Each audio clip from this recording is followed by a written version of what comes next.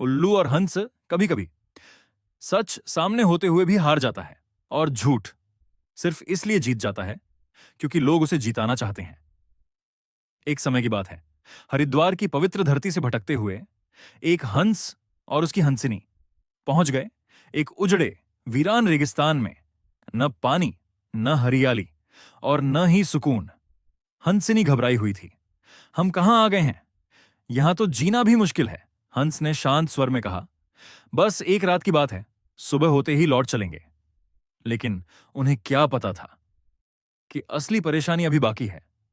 रात गहराई और उसी पेड़ पर एक उल्लू बैठा था। उसकी तेज आवाज सन्नाटे को चीर रही थी। हंसिनी बेचैन हो उठी। यहां तो सोना भी मुश्किल है, हंस ने धीरे से कहा। अब समझ आया यह इलाका वीरान क्यों है। लेकिन यह बात उल्लू ने सुन ली। सुबह हुई। उल्लू नीचे आया और माफी मांगी। सब कुछ सामान्य लग रहा था। लेकिन जैसे ही हंस अपनी हंसिनी के साथ आगे बढ़ा, अचानक उल्लू चिल्लाया, अरे, मेरी पत्नी को लेकर कहां जा रहे हो? हवा जैसे थम गई। हंस चौंक गया। क्या ये मेरी पत्नी है? लेकिन उल्लू नहीं माना।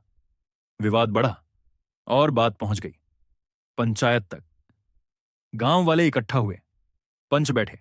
सच सबके सामने था, लेकिन फैसला सच के आधार पर नहीं बल्कि स्वार्थ के आधार पर लिया गया।